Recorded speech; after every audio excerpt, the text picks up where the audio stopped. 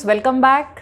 सो हम आगे आज एडमिशन ऑफ अ पार्टनर का सेकंड एस्पेक्ट कर रहे हैं। हमने पिछले वीडियो में किया था calculation of new profit sharing ratio and sacrificing ratio.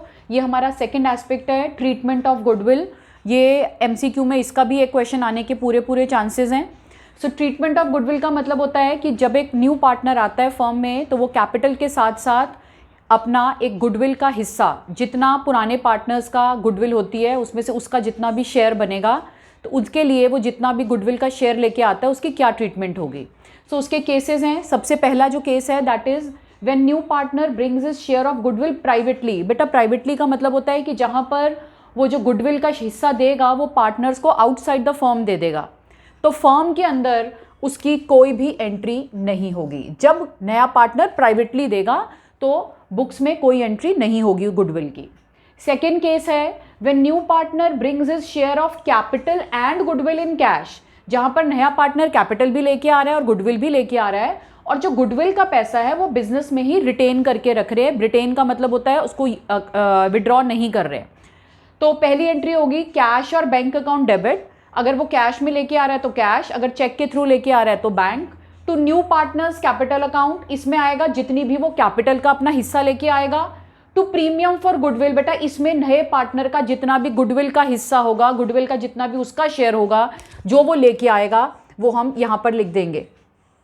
अब आपको लिखा है goodwill money is retained in the business. Retain का मतलब होता है कि जितना भी ये वाला गुडविल का अमाउंट है ये ओल्ड पार्टनर्स में डिस्ट्रीब्यूट हो जाएगा, जितने भी उन्होंने जिस रेशो में भी उन्होंने सैक्रिफाइस किया है। तो हमेशा ध्यान रखना है कि जो नया पार्टनर प्रीमियम का अपना शेयर लेके आता है उसको ओल्ड पार्टनर्स में डिवाइड करना है। कौन सी रेशो में? उनकी सैक्रिफाइसिंग रेशो में। This is your second case.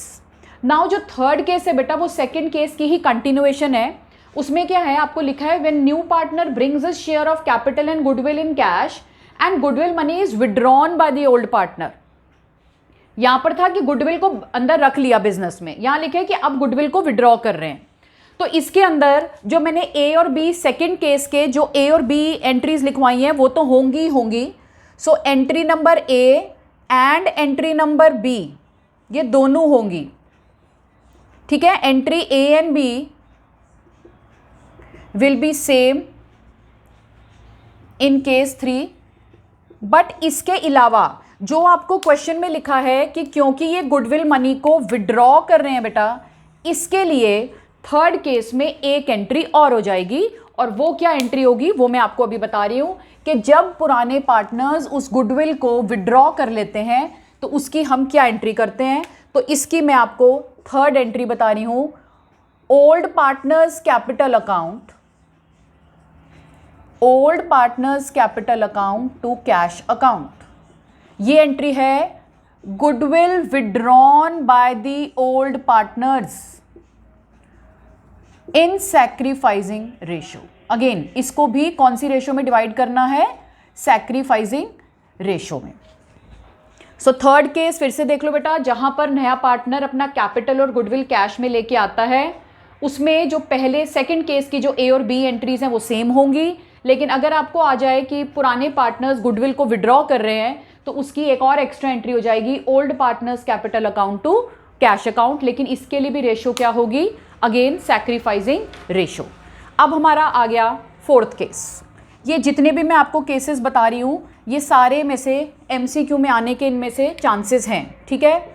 सो अब हमारा आ गया फोर्थ केस बेटा, when new partner brings his share of capital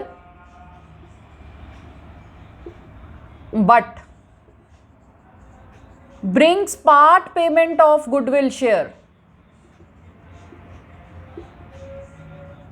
जहां पर बेटा वो कैपिटल तो ले आता है पूरी, लेकिन गुडविल का उसका जितना हिस्सा है वो पूरा नहीं लेके आता है, कुछ पार्ट पेमेंट ले आता है। जैसे मैं इसमें एग्जांपल से आपको मैं समझा रही हूं कि ए और बी दो ओल्ड पार्टनर थे, उनकी रेशियो 1:1 थी। सी नया पार्टनर आया 1/4 शेयर के लिए, 50,000 की कैपिटल लानी थी वो तो ले आया, और गुडविल में उसका शेयर था 10,000, जिसमें से वो 6 लेके आ रहा है बेटा, 4 नहीं लेके आ रहा, ठीक है।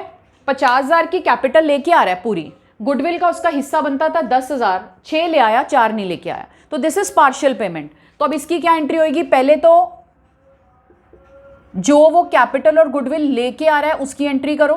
कैश और bank account debit to C's capital account, capital का उसका शेयर है 50,000, लेकिन गुडविल वो पूरी तो लेके ही नहीं आ रहा, वो कितनी लेके आ रहा है 6,000, तो हम भी 6,000 यहाँ पे लिखेंगे।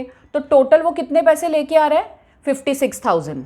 अब नेक्स्ट एंट्री बेटा क्या होगी, जितनी वो गुडविल लेके आ रहा है, premium for goodwill account debit 6,000, कितनी नहीं लेके आ रहा 4,000। जितने से गुडविल नहीं आती फर्म क्या करती है, न्यू पार्टनर के करंट अकाउंट को डेबिट कर देती है। कैपिटल को भी कर सकते हैं हम, बट अगर कुछ ना लिखा हो तो we debit the new partners current account, जितना वो नहीं लेके आ रहा 4,000। अब ये तो फिर पूरा 10,000 बन गया। इसको ओल्ड पार्टनर्स में हमने उनकी सैक्रिफाइसिंग रेशो में डिवाइड कर देना है, ठीक है। इसको हम सैक्रिफाइसिंग रेशो में डिवाइड कर देंगे 5,000 5,000। सो ये बहुत इंपॉर्टेंट केस है कि जहां पर नया पार्टनर कैपिटल तो ले आता है लेकिन गुडविल पूरी नहीं लेके आता, पार्शियल पेमेंट लेके आता है। तो जितनी लेके आ रहा है उसको पहली एंट्री में लिख दो, सेकेंड एंट्री में जितनी लेके आ रहा है उसमें प्रीमियम फॉर गुडविल को डेबिट कर दो, जितनी नहीं लेके आ रहा नए पार्टनर के करंट अकाउंट को डेबिट कर दो, और फिर इसको ओल्ड पार्टनर्स में उनकी सैक्रिफाइसिंग रेशो में डिस्ट्रीब्यूट कर दो। इसके कई लोग 2 एंट्रीज भी कर देते हैं कि जितना लेके आया पहले premium for goodwill 6,000 to A to B उसको कर दो, जितना नहीं लेके आया C's current account to A to B 4,000 की अलग एंट्री कर दो। मैंने आपको एक कंसोलिडेटेड एंट्री बता दी है। उसके बाद बेटा हमारा नेक्स्ट केस होता है कि जहां पर नया पार्टनर गुडविल लेके ही नहीं आता। ये केस था कि यहां पर ये कुछ तो लेके आ रहा है, अगले केस में होगा ये कुछ भी नहीं लेके आ रहा, कैपिटल ला रहा है लेकिन गुडविल का कुछ भी नहीं हिस्सा नहीं लेके आ रहा। सो नेक्स्ट केस है हमारा व्हेन न्यू पार्टनर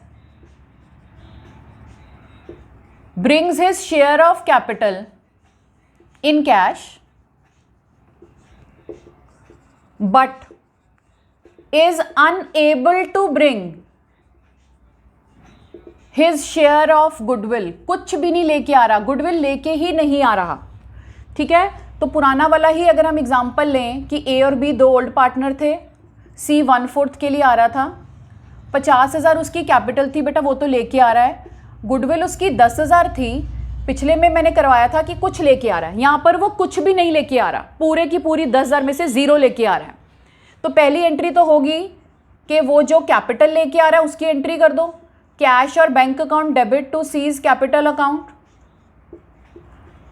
50,000, ये तो वो कैपिटल ले आया बेटा। अब वो गुडविल लेके ही नहीं आया, क्योंकि वो गुडविल नहीं लेके आया उतने से हम सी के करंट अकाउंट को जितनी उसका गुडविल का शेयर था उसको डेबिट कर देंगे और उसको ओल्ड पार्टनर्स में ए और बी में उनकी सैक्रिफाइसिंग रेशो में डिवाइड कर देंगे।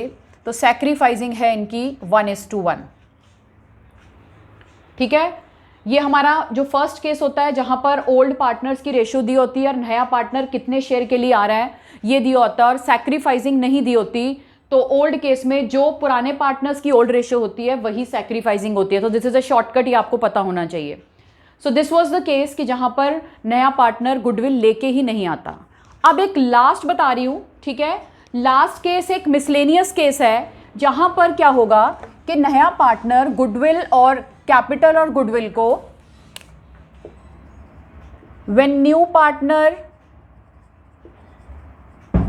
brings his share of capital and goodwill in cash and kind का मतलब होता है बेटा जहां पर वो कुछ अमाउंट कैश में लेके आ रहा है, कुछ फॉर्म वो कुछ एसेट्स में लेके आ रहा है।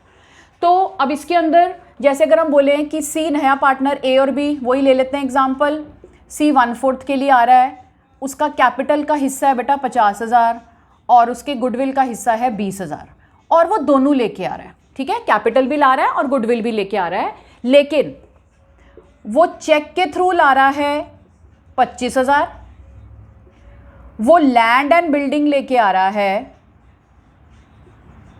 35,000 और 10,000 का वो फर्नीचर लेके आ रहा है या कुछ भी कोई एसेट लेके आ रहा है।